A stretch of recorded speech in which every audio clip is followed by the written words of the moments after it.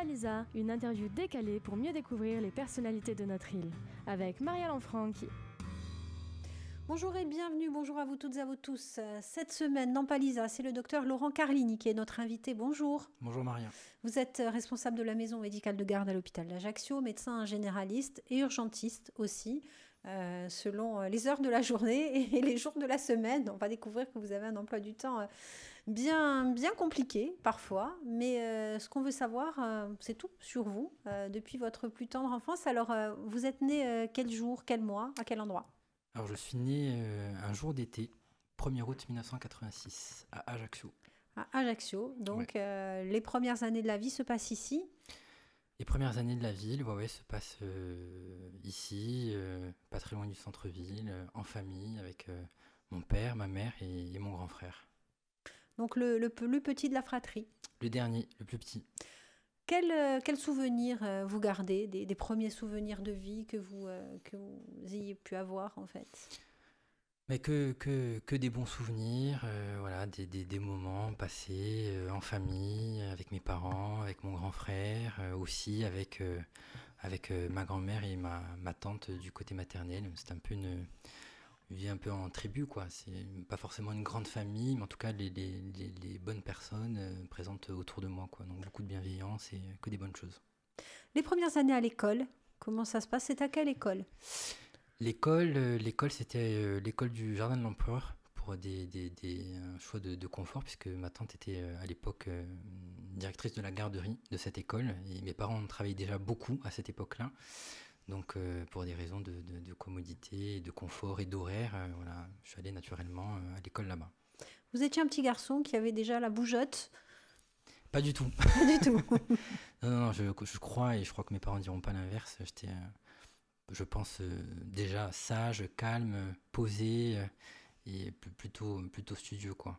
Plutôt studieux. J'adorais l'école, je détestais être en vacances scolaires, surtout les vacances d'été qui étaient beaucoup trop longues. J'adorais la rentrée des classes, les nouveaux cartables, les nouveaux stylos, les nouveaux professeurs. Non, c'était plutôt une enfance studieuse quand même. On n'a pas beaucoup d'invités qui nous disent qu'ils aimaient l'école. Ils y allaient par obligation. Vous, c'était vraiment un plaisir d'y aller. Oui, je me suis toujours senti bien à l'école, voilà, et puis après c'est aussi, je pense, une question d'éducation, voilà, mais j'ai été très bien entouré par mes parents, donc qui étaient très bienveillants et qui ont fait en sorte aussi que ça se passe du mieux possible à l'école, donc c'était un peu mes premiers fans, et je pense qu'ils étaient derrière moi pour suivre tout le parcours, donc ça pouvait que bien se passer, donc du coup je ne pouvais qu'aimer, quoi. Même au primaire, vous préfériez la classe à la récréation ?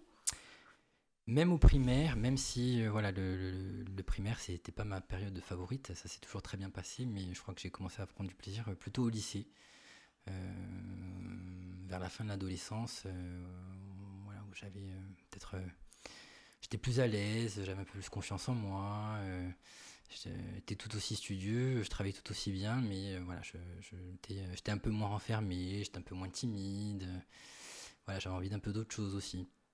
Les amitiés de cette première période de la vie, est-ce que c'est des amis que vous avez gardés ? J'ai gardé quelques amis du collège, surtout des amis du lycée. Après, moi, les amis, normalement, ça se compte sur les doigts de la main. Et j'ai toujours été partisan de pas forcément en avoir beaucoup, mais que ce soit les bonnes personnes et que ce soit durable dans le temps. Donc, j'ai quelques amis avec qui, effectivement, je suis toujours en contact, que je vois régulièrement. Enfant, jamais de bêtises, jamais de punitions. J'ai pas le souvenir d'en avoir fait de grosses bêtises, que ce soit à l'école ou que ce soit en dehors de l'école. Oui, forcément, on a été puni certaines fois pour des choses pas très graves, quoi. Mais je pense pas rien que je me souvienne et qui soit remarquable, quoi. Est-ce qu'il y a un maître d'école, un instituteur, une institutrice qui vous a particulièrement marqué ? Ouais, je crois que j'avais une institutrice quand j'étais au CE2. J'étais très amoureux, je crois comme beaucoup de petits garçons, mais non, je crois que j'ai toujours eu des bons rapports, avec mes profs, que ce soit au collège, que ce soit au lycée, même avant, ça s'est toujours bien passé. On va parler dès demain de cette période de l'adolescence, oui, où justement vous avez plus ou moins trouvé votre voie. Exactement. Mais c'était une adolescence bien remplie parce qu'effectivement il y avait l'école et puis il y avait aussi le sport. J'ai fait beaucoup de sport. assez bon niveau, du karaté notamment. Et donc ça prenait une place importante, tout aussi importante que l'école, parce que c'était presque 12 heures de sport par semaine. Donc c'était mon équilibre. J'avais l'école, le sport, j'avais aussi mes moments de détente bien évidemment, j'avais aussi les moments en famille. Mais ouais, le sport, je pense, m'a aidé à me trouver, et ça m'a donné aussi les bases pour tout ce qui s'est passé par la suite. On arrive à votre adolescence. C'est les années lycée qui vous ont particulièrement marqué, que vous avez particulièrement apprécié. Exact, oui, les années lycée, parce que j'étais très timide, très introverti, du moins je crois, jusqu'à la fin du collège.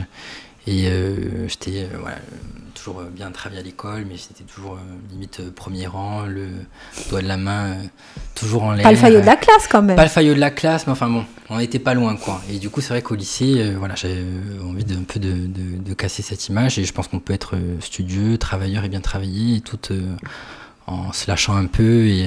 Et puis effectivement, au lycée, j'ai tissé des vrais liens d'amitié qui durent encore aujourd'hui, et puis je me sentais mieux, j'étais plus en confiance avec moi-même, et puis c'est quand même une époque un peu plus sympa en principe, le lycée, que le collège quoi. Donc, quel lycée? Lycée Laetitia, tout comme le collège. Oh, mais... Qu'est-ce qui a fait le déclic? Qui s'est passé comment en fait? Comment vous êtes sorti de votre coquille? Je crois naturellement, et puis aussi le sport. Je pense le sport parce que je pense que c'est presque indispensable quand on est petit de faire du sport, parce que c'est une bonne école de la vie, surtout le karaté. Et voilà, donc il faut un peu se montrer devant les gens. Et je faisais beaucoup de compétitions, un très haut niveau. J'étais même vice-champion de France, donc il fallait un peu sortir justement de sa coquille. Il fallait un peu se montrer. Il fallait pas se donner en spectacle, mais presque. Donc je pense que ça a contribué aussi à me donner un peu plus confiance en moi, quoi. Vice-champion de France quand même. Ouais, tout on à comprend fait. mieux les 12 heures d'entraînement par semaine dont nous parlions hier. Par semaine, ouais, avec je me rappelle, mon père, c'est un peu mon coach sportif. Ma mère était plutôt au versant école, et mon père était plutôt au versant sport. Et donc on avait aménagé le garage de la maison qu'on avait transformé en salle de sport. On s'était fait prêter quelques tatamis pour le transformer en mini dojo, et ça faisait partie de ma salle d'entraînement. Et c'est en plus de mes heures dans mon club de sport, j'avais l'entraînement personnel à la maison. Donc mais ça n'a pas hypothéqué le côté scolaire? Non, parce que je pense que c'est complémentaire. Et je pense que, comme aujourd'hui, tout est question d'organisation. Quand c'est bien organisé, ça marche bien. Il a fallu faire un choix, peut-être à un moment donné, à la poursuite de vos études. Une fois le bac obtenu, vous étiez déjà plutôt scientifique, vous le saviez? Oui, scientifique, c'est sûr, parce que j'avais un bac S, spécialité maths, donc je déteste lire, je détestais le français, j'avais quand même des notes correctes en français, mais pour moi, c'était une corvée absolue de lire, ça m'ennuyait. Au bout de quelques lignes, je pensais déjà à autre chose. Donc scientifique, c'était une évidence. La médecine, peut-être, je suis pas né en me disant je serai docteur. J'ai toujours été un peu rêveur sur mon avenir, je voulais même faire pilote de ligne, j'ai même pensé...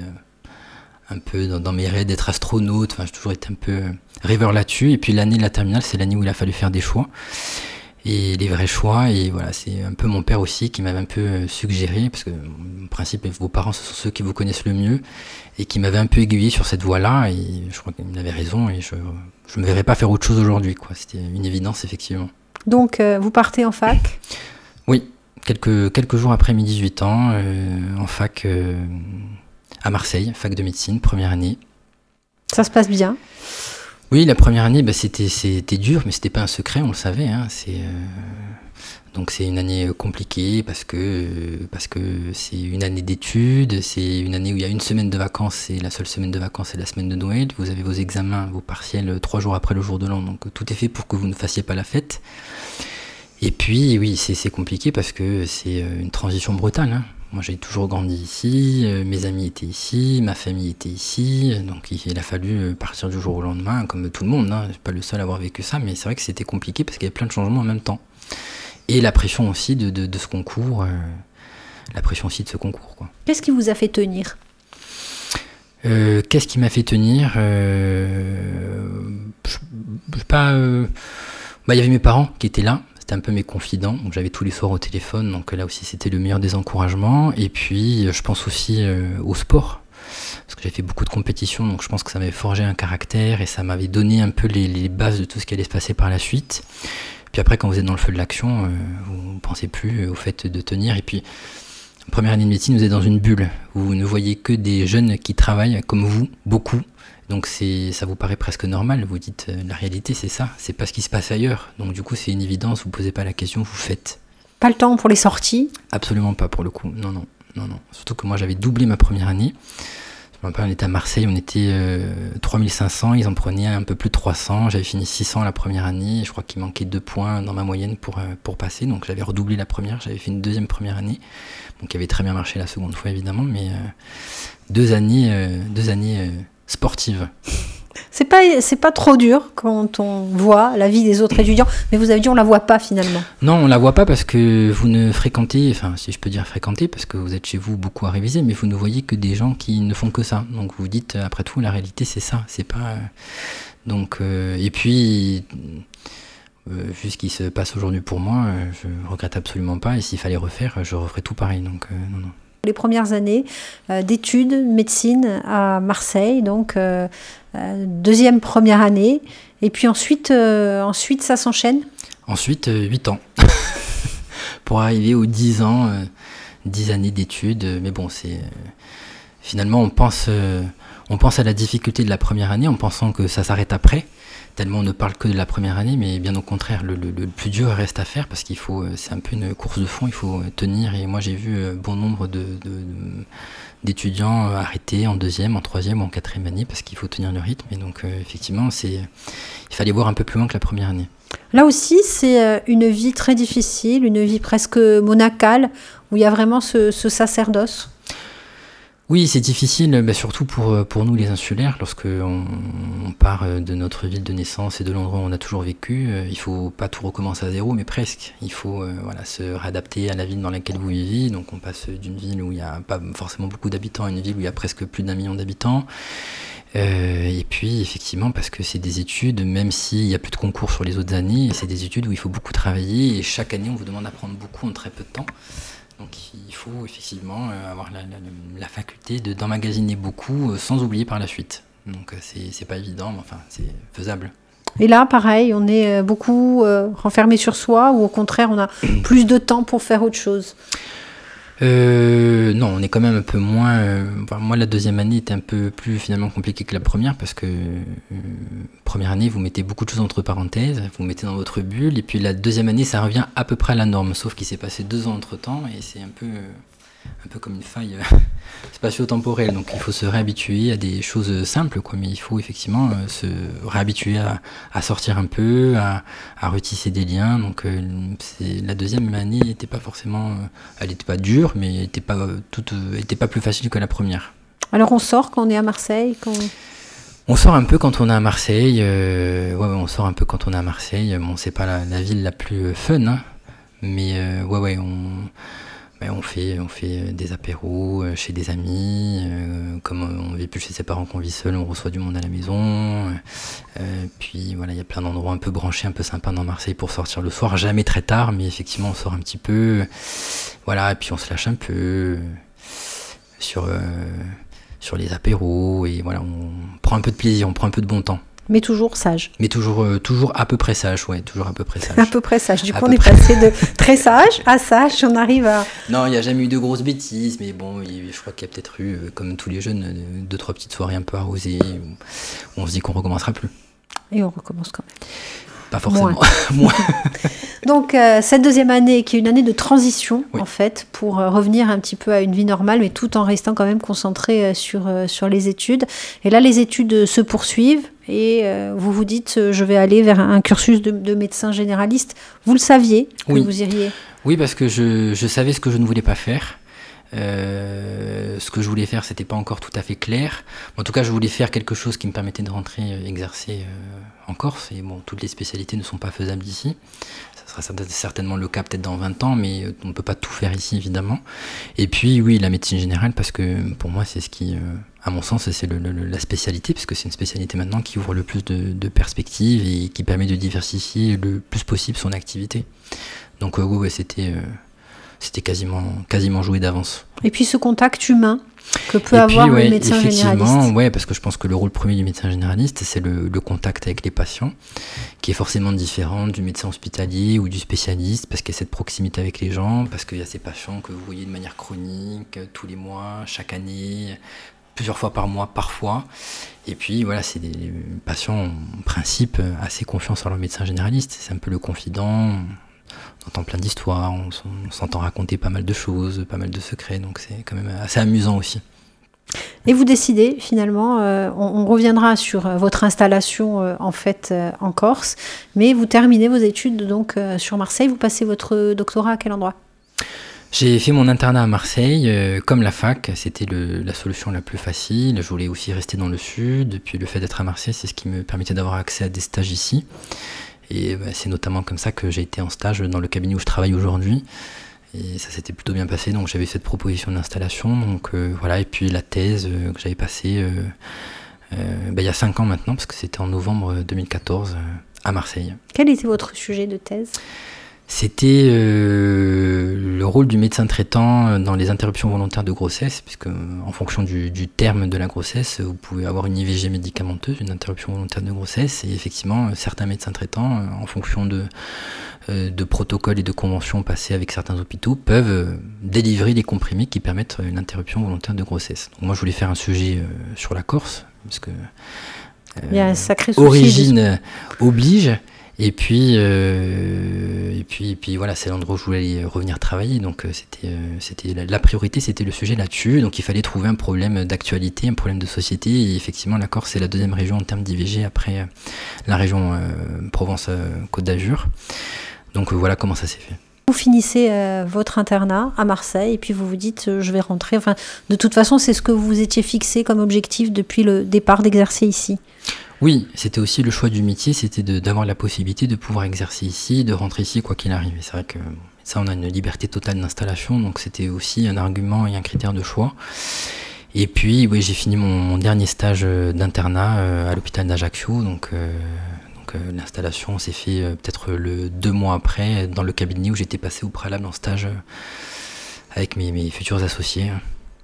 Et donc ensuite, installé dans le milieu semi-rural aussi, c'était un choix. Ouais, c'était un choix. Bon, j'avais étudié toutes les options. Il y avait quelques options qui s'ouvraient à moi, mais effectivement, le milieu semi-rural. Alors, d'une part, il y avait ce stage de 6 mois qui fait que je connaissais le cabinet. J'avais déjà rencontré auprès de mes futurs associés. Je commençais aussi à connaître la patientèle du cabinet. Donc, c'était quand même une manière de commencer un peu plus facilement. Et puis je voulais pas travailler en ville. Voilà, j'avais peut-être songé à un moment donné, mais c'est vrai que voilà, le semi-rural, on arrive quand même à gérer des choses que l'on ne gère pas en ville, on gère un peu plus d'urgence, la patientèle n'est pas la même, et puis le fait de se déplacer, ne serait-ce que pour faire des visites à domicile, à l'endroit où je travaille, il n'y a aucun problème. Quand vous êtes en ville, ça paraît compliqué d'aller au domicile des patients, hormis le faire dans un secteur très limité, mais c'est très compliqué. Donc ça aussi, ça fait partie des choix de travailler en semi-rural. Ce retour en Corse, donc, est-ce que le sport vous a suivi, le karaté vous a suivi, puis vous avez une autre passion, celle du voyage? Alors, le karaté, non, j'ai arrêté peut-être en 3e année de fac, parce que le plaisir était plus le même. Pour moi, le sport était associé à la compétition, et donc le plaisir, c'était de travailler pour me dépasser, pour gagner.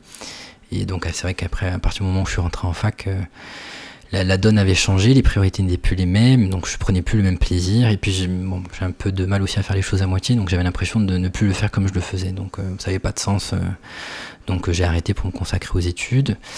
Et puis oui, les voyages, c'est un peu une passion,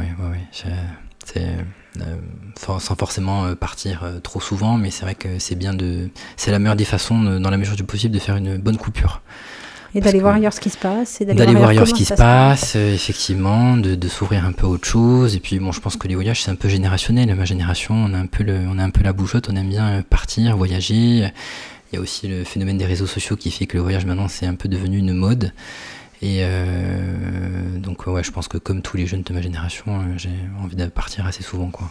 Voilà, donc la bougeotte, c'est vrai que là, vous l'avez véritablement.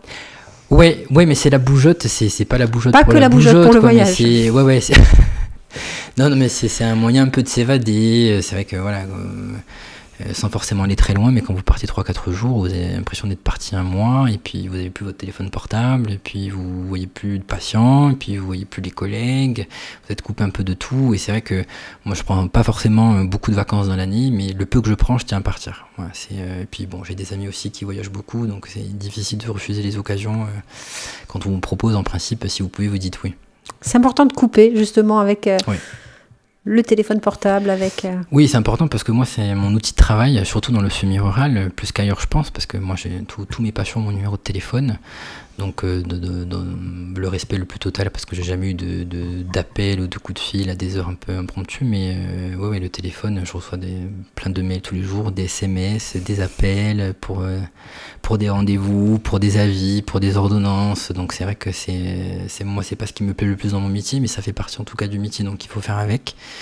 Et donc, c'est vrai que ouais, il faut couper. Absolument. Quel pays vous préférez visiter? Quel endroit? Moi, je suis très branché États-Unis. Parce que là aussi, je pense que c'est générationnel. Je pense que j'ai grandi avec la culture américaine à la télé, à la radio, la musique. Et puis, ouais, moi, j'aime bien. Je sais pas si on peut parler de culture américaine, mais moi, j'aime bien ce pays. Donc, je suis allé quand même déjà quelques fois, oui. Ouais. Une fois que vous étiez installé en Corse, dans votre cabinet à Ajaccio, vous vous êtes dit, je peux pas me contenter de ça. C'est pas vraiment comme ça que ça a commencé. En fait, lorsque j'ai fini mon internat, c'était fin octobre, c'était le jour d'Halloween d'ailleurs. Il y avait un laps de temps, il fallait à peu près 2-3 mois pour que je m'installe au cabinet. Et donc il y avait 2-3 mois où je savais pas vraiment ce que j'allais faire. Et moi j'ai toujours détesté remplacer parce que j'aimais pas ne pas savoir ce que j'allais faire les mois d'après. Je voulais pas attendre que les téléphones sonnent pour qu'on me propose justement des remplacements. Donc j'ai voulu m'installer tout de suite, mais il y avait toute une paperasse à faire qui faisait que ça prenait un certain temps.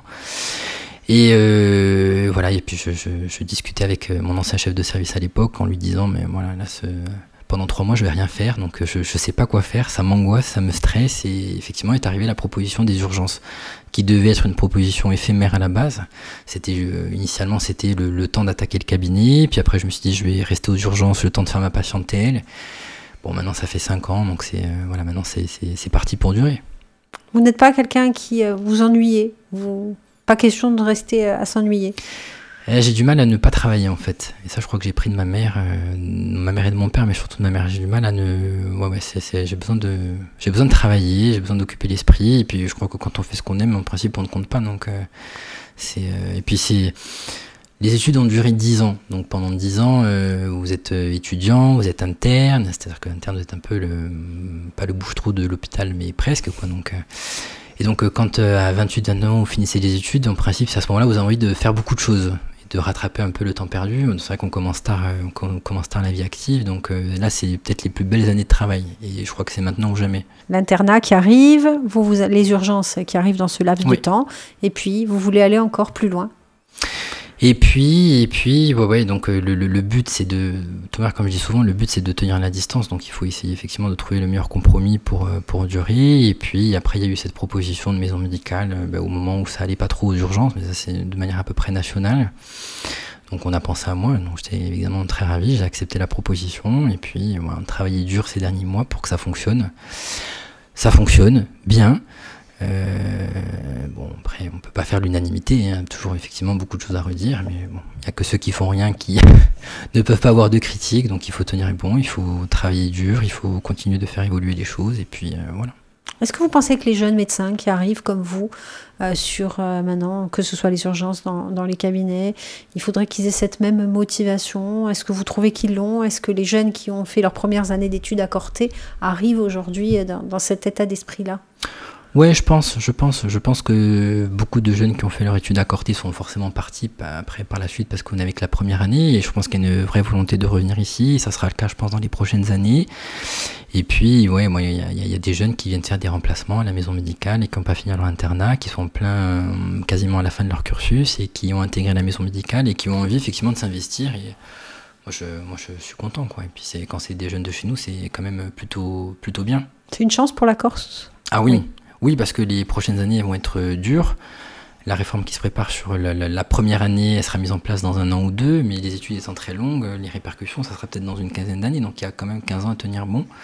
Donc c'est important effectivement qu'il y ait un retour aux sources des jeunes d'ici, et de La réforme qui se prépare, elle est bien ou pas bien pour vous? Je sais pas si c'est une bonne chose, je suis pas sûr que c'était la meilleure des choses à faire. Je pense qu'on pouvait très bien élargir un peu le numerus clausus. C'est ce qui faisait un peu le prestige de ces études et pas le côté élitiste, mais effectivement ça apportait une touche supplémentaire. La première année de médecine, elle est connue de tous et je pense que c'était bien peut-être pas de tirer vers le bas voilà, les années d'études et je pense qu'il y avait d'autres solutions. On aurait pu effectivement, peut-être au lieu de prendre les 300 premiers qui ont 17 de moyenne, on pouvait peut-être prendre les 400 premiers. C'était peut-être une solution effectivement pour élargir le numerus clausus, plutôt que de supprimer le concours et d'avoir recours à des choses. Ça dénature un peu là. Ouais, je trouve que ça enlève un peu le prestige de la chose, quoi. C'est dommage. C'est dommage. Bon, en tout cas, moi je suis content d'avoir connu les années concours, quoi. Merci beaucoup, Dr Carline, d'avoir passé cette semaine en notre compagnie. On rappelle que cette émission, on la retrouve en podcast audio et vidéo sur le www.alta-frequenza.coursiga. Et puis, on vous retrouve au fur et à mesure de l'actualité. On espère pas aux urgences, en tout cas, pas de l'actualité délicate des urgences. En tout cas, parce que c'est vrai que c'est compliqué en ce moment. À Ajaccio aussi, à Bastia, il y a beaucoup de soucis à Ajaccio. C'est compliqué de manière nationale de toute manière parce que on manque de médecins, parce que je pense qu'il faut un peu revoir le système de santé, parce que c'est un peu la solution ultime que d'aller aux urgences. Et je peux comprendre aussi que parfois le patient n'est pas, quand à 20h ou 22h vous n'arrivez pas à contacter votre médecin généraliste ou que personne ne peut venir à la maison, comment fait le patient? Il n'a pas d'autre alternative que de venir aux urgences. Et puis, je pense aussi, il faut un peu revoir voilà, je pense qu'il y a une notion aussi de pseudo-gratuité aux urgences. Donc, on a l'impression qu'on vient aux urgences, que ça n'a pas de coût et que du coup, on peut tout avoir. Et ce serait dommage que ça devienne un peu le drive de la médecine, quoi. C'est l'impression que c'est un peu une médecine, on y va et puis on aura tout de suite, rapidement. Et puis. Ouais, je pense que ça enlève un peu aussi du charme. Enfin, les urgences d'aujourd'hui ne sont pas les urgences d'il y a 20 ans et c'est bien dommage. Donc je pense qu'il faut travailler du côté effectivement du système de santé, du côté des professionnels et puis je pense aussi qu'il faut un peu refaire, je dirais pas refaire l'éducation des patients, mais je pense qu'il faut un peu remettre les choses à leur place, quoi. Merci beaucoup, Dr Carline. Merci, à bientôt. À bientôt.